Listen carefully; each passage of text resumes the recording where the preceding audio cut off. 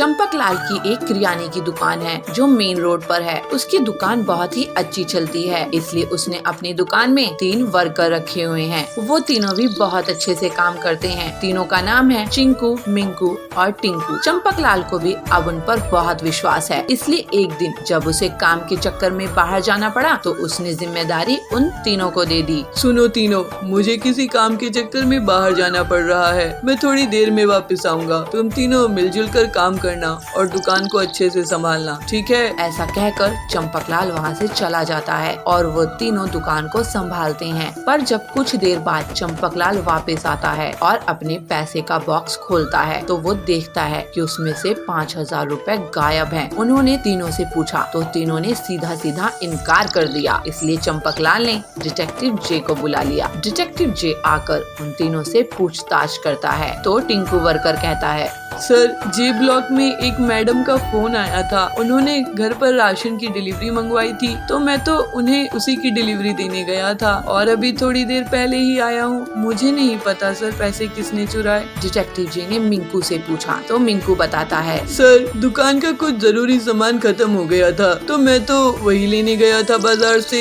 ये रहा सर उसका बिल। ये मैं उधार लाया हूँ क्योंकि उनकी दुकान से हमेशा उधार ही सामान आता है और हम बाद में उनके पैसे एक बार में दे देते हैं। डिटेक्टिव जे ने बिल देखा, उसमें क्रेडिट और सामान की जानकारी दी हुई थी। डिटेक्टिव जे ने फिर चिंकू से पूछा तो चिंकू बताता है, सर दुकान में एक सर आए थे। उन्होंने कुछ सामान लिया था और मुझे 100 रुपए का नोट दिया था। दुकान में पैसे खुले नहीं थे, इसलिए मैं पास वाली दुकान से पैसे खुले करने गया था। मुझे नहीं पता सर पैसे किसने चुराए, शायद कोई मेरे पीछे से आया होगा। डिटेक्टिव जे ने तीनों की बात पर गौर किया, पर तभी उसने पैसों का बॉक्स देखा और वो समझ गया कि पैसे किसने चुराए हैं। क्या आप बता सकते हैं कि पैसे किसने चुराए हैं? सोचिए और बताइए।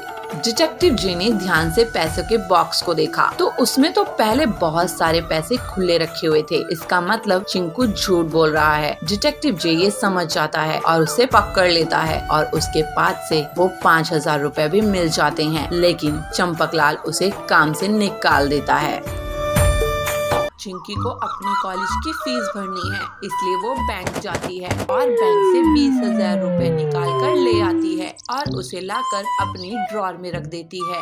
यहाँ रख देती हूँ, जब कॉलेज जाऊंगी तो पैसे यहाँ से उठा लूंगी। चिंकी के साथ उसकी 3 रूममेट्स भी रहती थी। चिंकी ने वो पैसे ड्रॉर में रख दिए और वहाँ से चली गई। उसकी आज तबीयत ठीक नहीं थी, इसलिए वो डॉक्टर के पास दवाई लेने चली गई। पर जब वो वापस आई तो उसने देखा कि उसके पैसे ड्रॉर में नहीं है। हे भगवान, मेरे पैसे कहाँ गए? यहीं तो रख कर गई थी। अब मैं फीस कैसे भरूंगी? चिंकी ने पूरा कमरा तलाश लिया पर उसे वो पैसे कहीं नहीं मिले। चिंकी ने डिटेक्टिव जे को फोन करके वहीं बुला लिया। डिटेक्टिव जे भी वहाँ पहुँच गया। तुमने पैसे कहाँ रखे थे? चिंकी ने उसे पूरी बात बताई। 2 मिनट बाद चिंकी की तीनों रूममेट्स भी आ गई। डिटेक्टिव जे ने उनसे एक एक करके पूछताछ की तो पहले पुष्पा कहती है, मैं तो सुबह से कॉलेज में ही थी। हाँ, लंच में जरूर आई थी पर खाना खाकर चली गई थी। मुझे नहीं पता सर चोरी किसने की। डिटेक्टिव जे ने रिंकी से पूछा तो वो कहती है, हाँ, मैं भी लंच में आई थी पर पुष्पा के बाद आई थी। हाँ, मैंने ड्रॉर खोली थी कुछ पेपर लेने के लिए, पर मैंने तो उसमें कोई पैसे नहीं देखे। डिटेक्टिव जे ने पिंकी से पूछा तो पिंकी कहती है, ड्रॉर में पैसे थे, मुझे तो नहीं पता। और वैसे भी आज मेरा फास्ट है तो मैं तो घर लंच करने आई ही नहीं। आप चाहे तो गार्ड से भी पूछ सकते हैं। डिटेक्टिव जे ने गार्ड से पूछा तो गार्ड कहता है, हाँ साहब, पुष्पा और रिंकी मैडम आई थी लंच में। यहाँ पर लंच करते ही दोनों चली गई थी और पिंकी मैडम तो अभी अभी आप ही के सामने आई हैं। डिटेक्टिव जे जानता था कि गार्ड बिक भी सकता है, इसलिए उसने सीसीटीवी फुटेज चेक की और उसमें उसने देखा कि सबसे पहले पुष्पा आई थी, उसके बाद रिंकी और फिर अब पिंकी। मतलब पुष्पा और रिंकी के अलावा और कोई नहीं आया था। डिटेक्टिव जे ने फिर ध्यान से उनकी बातों पर गौर किया और वो समझ गया कि चोरी किसने की है। क्या आप बता सकते हैं कि चोरी किसने की है? चोरी रिंकी ने की है। उसे कैसे पता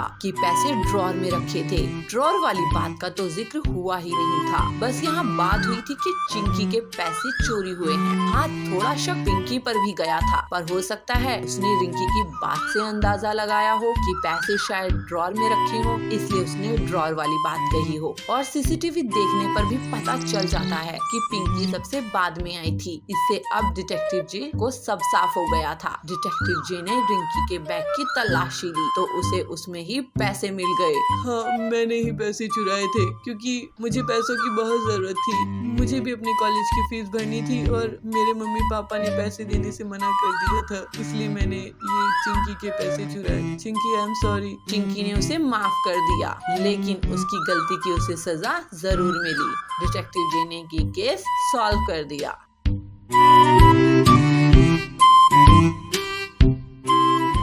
सुंदरपुर नगर में राजू नाम का एक लड़का रहता था।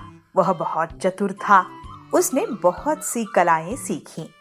उसे तीर चलाना आ गया, उसने नाव चलाना सीख लिया और बढ़िया से बढ़िया मकान बनाना भी सीख लिया। उसके बाद वह घर लौटा। अब तो मैं सब कुछ सीख गया हूँ। मैं जितने धन कमाना चाहता हूँ उतना कमा सकता हूँ। अब मुझे रोकने वाला कोई नहीं। ऐसे उसके मन में बहुत घमंड चढ़ गया था। बड़े घमंड से वह सब लोगों से कहता, इस दुनिया में मेरे साथ मुकाबला करने के लिए कोई नहीं है। मैं सब कुछ जानता हूँ। उसी गांव में आचार्य जयसूर्या भी अपना डेरा लगाए हुए रहते हैं। तो वह इस बालक को देखते हैं और मन में सोचते हैं कि इसे शिक्षा देने की जरूरत है। उन्होंने एक बूढ़े का रूप बनाया और हाथ में भिक्षा पात्र लेकर उसके पास गए। भवती भिक्षां देहि। तो उस लड़के ने पूछा, तुम कौन हो और ये भिक्षाटन क्यों कर रहे हो? कोई ढंग का काम क्यों नहीं कर लेते? मुझे ही देख लो, मैं सब कुछ कर सकता हूँ। तो आचार्य ने कहा, मैं अपने मन को वश में रखने वाला एक आदमी हूँ। उनकी बात लड़के को कुछ समझ में नहीं आई। तो उसने कहा, उसका मतलब क्या है? किसी के भी मन को वश में कर लोगे? तो आचार्य कहते हैं, कोई आदमी तीर चलाना जानता है, कोई नाव खेना जानता है, कोई घर बनाना जानता है, लेकिन ज्ञानी आदमी अपने ऊपर शासन करना जानता है। वह लड़का आचार्य यह कहने पर भी कुछ नहीं समझ सका। उसने फिर पूछा, अपने ऊपर शासन करना क्या होता है? शासन तो राजा बनाते हैं और प्रजा पालन करते हैं। हंसते हुए आचार्य ने कहा, अगर कोई उसकी प्रशंसा करे तो वह खुशी से नहीं फूलता, निंदा करे तो दुखी नहीं होता। इस तरह उसका मन उसके वश में रहता है। ऐसा आदमी किसी चीज या हुनर का अभिमान नहीं करता। आचार्य की यह सब बातें सुनकर अपनी गलती की एहसास हो जाती है राजू को। तब राजू आचार्य को विनम्रता से नमस्कार करते हुए कहता है, गुरुवर्य, माफ कर दीजिए मुझे। मैं अपने हुनर को सराहने से ज्यादा घमंड कर रहा था। मेरी आंखें खोलने के लिए धन्यवाद। उस दिन के बाद राजू किसी के सामने अपने हुनर का डींगे नहीं मारता था और एक अच्छा और प्यार भरा इंसान होके अपनी जिंदगी बिताने लगा। टूनी सुंदरवन में अपने माँ बाप के साथ रहती है। टूनी को चावल खाने का बहुत शौक है। वो पूरे दिन बस चावल ही खाती रहती है। रोटी को तो वो हाथ भी नहीं लगाती। अरे माँ, ये क्या? रोटी चावल कहाँ है? चावल नहीं बनाया आज मैंने, यही रोटी बनाई है और चुपचाप खा लेने। अभी कल रात ही तो तूने बहुत सारे चावल खाए थे। मैं तो जा रही हूँ माँ, तुम ये खाओ अपनी ये रोटी, मैं कॉलेज में एक कड़ी चावल लेकर खा लूंगी। अरे बेटी, इतने चावल मत खाया कर, तुझे ही आगे जाकर परेशानी होगी। अरे माँ, कोई परेशानी नहीं होगी, तुम भी ना। टूनी अपने कॉलेज के लिए निकल जाती है और कॉलेज की कैंटीन में जाकर कड़ी चावल खाने लगती है। तभी उसके दोस्त के पास आते हैं। वो देखो, वो बैठी है चावल और देखो चावल ही खा रही है। अरे चावल, मेरा मतलब टूनी, तुम यहाँ खाना खा रही हो क्या? घर से नाश्ता करके नहीं आई? अरे नहीं, मम्मी ने रोटियां बनाई हुई थी ना, और तुम्हें तो पता है मुझे चावल ना मिले तो मेरी भूख मिटती ही नहीं है। हाँ हाँ, जानता हूँ मैं, तभी तो मैंने तुम्हारा नाम चावल रखा हुआ है। टूनी पूरे दिन बस चावल ही खाती थी। उसे रोटी खाने का कोई शौक नहीं था। उसका तो पेट भी रोटी से ही भरता नहीं था। रोटी को तो वो छूती भी नहीं थी। ऐसे ही कुछ दिन बीत जाते हैं और टूनी की शादी सोनू नाम के लड़के से हो जाती है। शादी के अगले दिन वो सुबह सुबह रसोई में जाकर राजमा चावल बनाने लगती है।